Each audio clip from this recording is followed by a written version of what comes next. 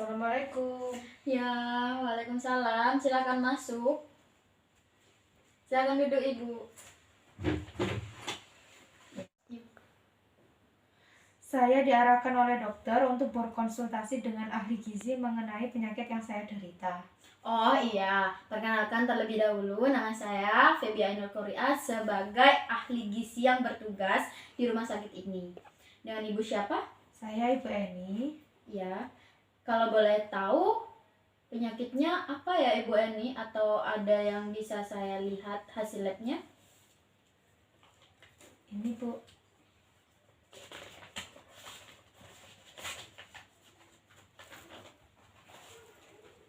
Oh iya, kalau boleh tahu berat badan Ibu Eni berapa ya dari hasil penimbangan kemarin? Kemarin saya timbangnya itu kalau nggak salah itu 58 kilo. 58. Untuk tingginya? Tinggi badan kira-kira 155. 155 ya. Oke.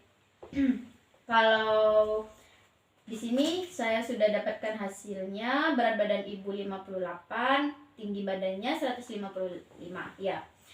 Nah, berdasarkan tinggi badan dan berat badan Bu Eni ini, status gizi Ibu Eni tergolong preobesitas. Nah, atau kelebihan berat badan termasuk ringan. Berarti saya tergolong gemuk ya Bu? Iya benar Ibu Eni. Ibu ini masuk kategori preobesitas karena Ibu Eni ini memiliki indeks massa tubuh rentangnya 25,0 sampai 29,9. Baik Bu Eni, ada yang bisa saya bantu atau Ibu boleh menceritakan keluhannya yang Ibu alami beberapa hari ini? Jadi Bu, saya itu sering mengalami sakit di bagian perut ini. Terus ada nyeri di ulu hati, mulas dan sering mual gitu. Baik, ada lagi selain keluhan yang di atas yang Ibu sebutkan barusan? Udah itu aja sih Bu, gak ada keluhan lain. Baik, Bu Eni, sebelum saya melanjutkan konsultasi ini, saya hanya ingin memastikan apakah Bu Eni siap memulai konsultasinya bersama saya. Konsultasinya hanya membutuhkan waktu 20 menit. Apakah Bu Eni siap? Iya Bu, saya siap untuk konsultasi dengan Ibu. Baik, karena Bu Eni bersedia, saya harap Bu Eni dapat bekerja sama dengan baik dan saat konseling. Baik, karena Bu Eni bersedia, saya harap Bu Eni dapat bekerja sama dengan baik saat konseling berlangsung, sehingga konsultasi yang saya sampaikan dapat bermanfaat dan dapat berhasil.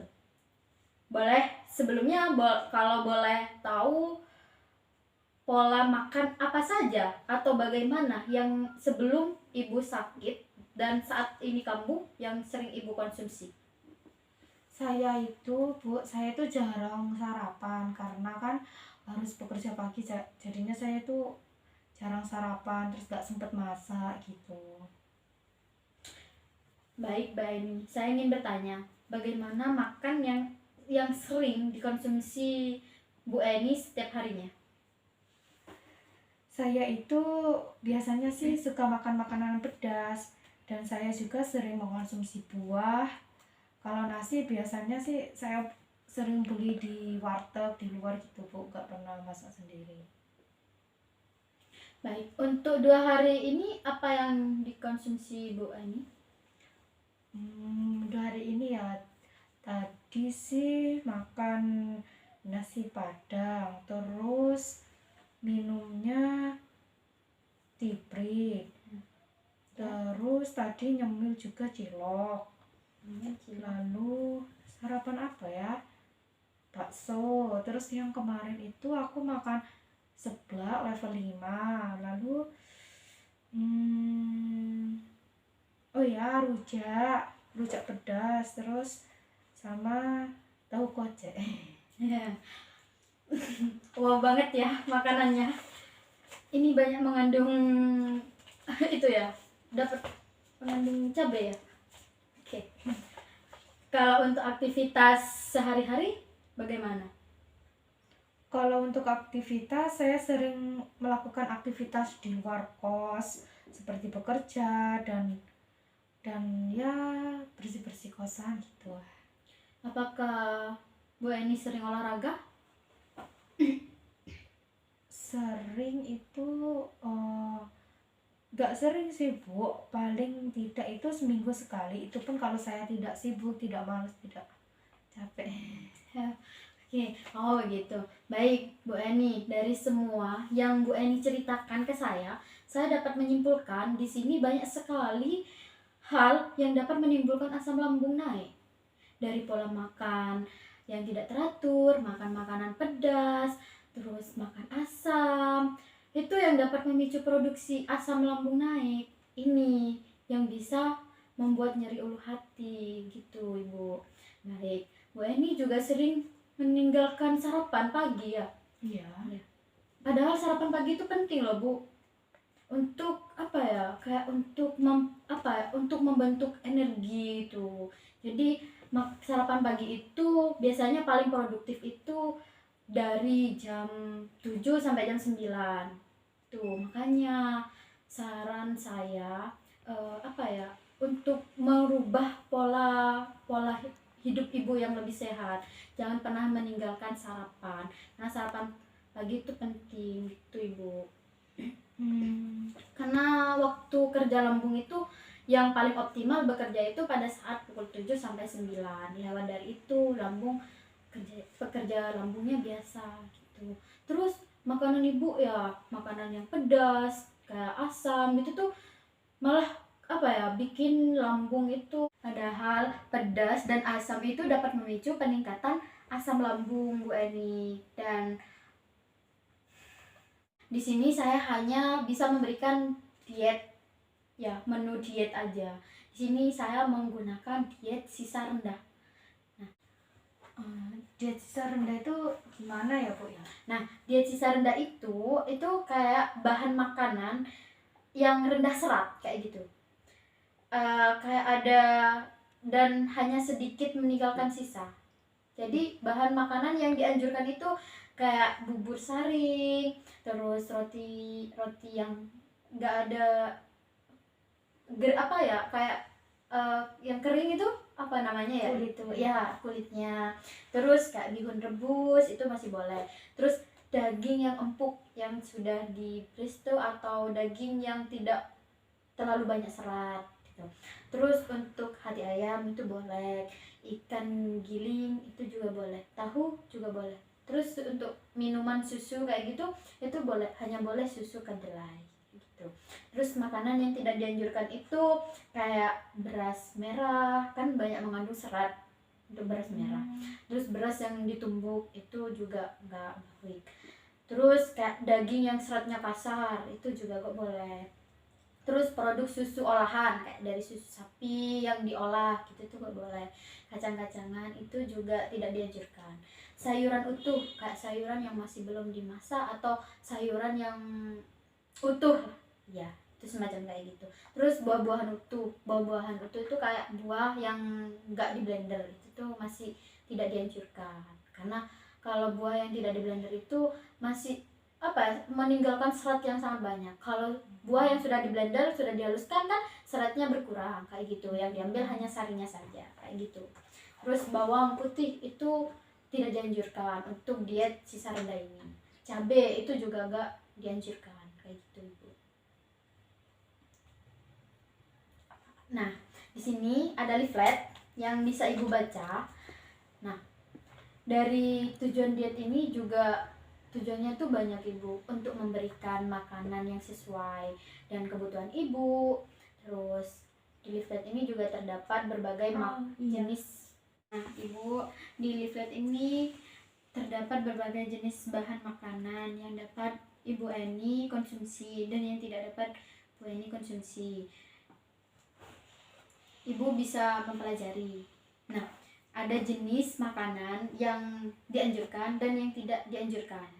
Ini sudah saya bagi ya, sudah ada tulisannya masing-masing. Nah, Ibu bisa mengolahnya sesuai yang Ibu inginkan. Tapi saya sarankan untuk beberapa hari ini agar asam lambung ibu tidak naik, ibu boleh mengurangi konsumsi makanan yang banyak mengandung lemak, pedas, coklat, gorengan, itu dihindari dulu. Terus saya dalam kasus ibu ini, saya anjurkan ibu untuk beberapa hari ini untuk mengkonsumsi makanan yang halus atau yang lunak kayak bubur kayak gitu. Soalnya apa ya, terbilang asam lambungnya ibu tuh sering naik, jadi ada sedikit kayak ada masalah di dalam lambung. Jadi saya anjurkan ibu untuk makan makanan yang lunak. Itu ya Bu. Untuk mengurangi kerja lambung yang sangat berat juga, itu fungsinya itu. Nah, ibu itu terbilang preobesitas atau overweight, jadi saya sarankan ibu untuk mengurangi konsumsi makanan-makanan junk food, kayak makanan yang siap saji kayak gitu. Makanan biasanya yang ada di mall-mall kayak KFC, kan lagi booming-booming dong ya, KFC yang terus Ricis. Nah, itu tuh dikurangi dulu Bu, untuk menurunkan atau menormalkan berat badan ideal ibu. Itu juga bagus untuk kesehatan ibu juga. Obesitas itu dapat meningkatkan resiko penyakit lain seperti halnya diabetes mellitus, jantung koroner. Itu ibu. Nah, sembari saya membuatkan ibu menu atau menyusunkan ibu sebuah menu, di sini ibu silakan baca-baca leaflet yang sudah saya buatkan. Kalau ibu ada yang bingung atau ibu nggak paham dengan bahan yang telah saya tulis, ibu boleh menanyakan ke saya. Baik Bu.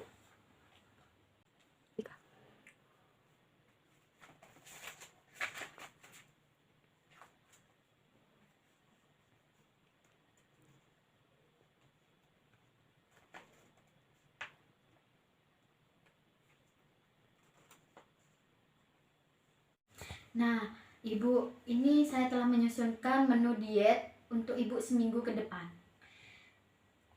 Menu ini yang telah saya susun sesuai prinsip diet sisa rendah. Tujuannya ini juga untuk mengubah kebiasaan ibu. Ini yang biasanya buruk, pola makannya tidak teratur, terus makannya yang sangat buruk, dapat meningkatkan kesehatan ibu juga. Ini Mbak ya, di sini saya telah tuliskan apa saja yang boleh Mbak konsumsi. Terus karena saya nggak bisa membuatkan satu persatu menunya, jadi saya hanya bisa membuatkan bahan-bahan apa saja yang dapat Mbak olah setiap harinya. Nah, Ibu ini dapat mengolahnya dengan berbagai macam bahan menu yang ibu sukai kayak gitu.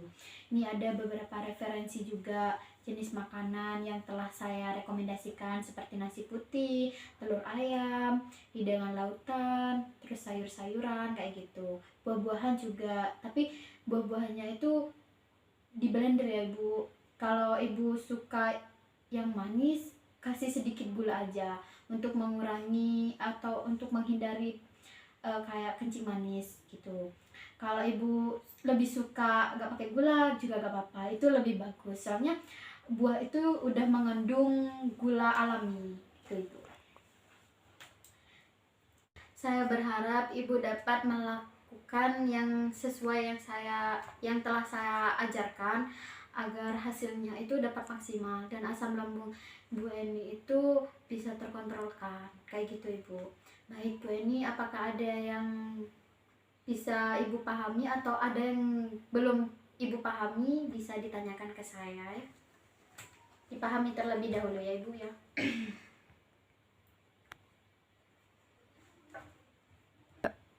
Oh, tidak. Baik, sudah cukup baik. Sudah. So, ibu sudah paham tak?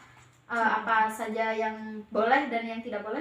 Sudah. Oke Bu, baiklah.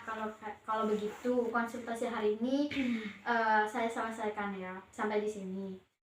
Jadi kesimpulan di konsultasi hari ini itu saya memberikan ibu diet sisa rendah. Nah, diet sisa rendah itu ibu paham sendiri kan, bahan makanan rendah serat kayak gitu. Dan hanya sedikit meninggalkan sisa. Jadi makanan yang dianjurkan dan yang tidak dianjurkan itu harus ibu pahami benar-benar apa saja makanan yang harus dihindari, apa saja makanan yang harus dikonsumsi, kayak gitu Bu. Walaupun ibu suka makan sayur, tapi cara pengolahannya itu salah, itu juga tidak baik di diet sisa rendah ini, kayak gitu Ibu. Jadi ibu harus pahami betul apapun yang telah saya ucapkan, baik itu ibu memahami, baik itu ibu tidak memahami. Kalau ibu tidak mengerti, boleh ibu browsing atau ibu bisa melihat referensi lain, kayak gitu. Di sini saya hanya bisa menjelaskan beberapa saja yang saya pahami dari sini, dan yang mungkin ibu lebih pintar dari saya, atau ibu lebih paham dari saya, atau kata-kata saya itu ada yang salah, mohon ibu lebih pertimbangkan, kayak gitu. Karena saya juga manusia ya ibu, tidak pernah luput dari kesalahan gitu. Jadi di sini saya cukupkan ya Bu. Semoga penjelasan apa yang telah saya jelaskan ke ibu dapat bermanfaat bagi ibu, dan asam lambung ibu juga terkontrolkan, dan penyakit ibu sembuh, dan semoga juga ibu tidak mengalami penyakit lain selain itu. Dan saya berharap penyakit asam lambung ibu bisa sembuh dan tidak ada lagi, kayak gitu ya Bu ya. Nah, baik Ibu. Baik Bu, terima kasih atas saran dan konsultasinya. Semoga saya konsisten dalam menjalankan diet ini. Siap Ibu, amin. Semoga saja ya.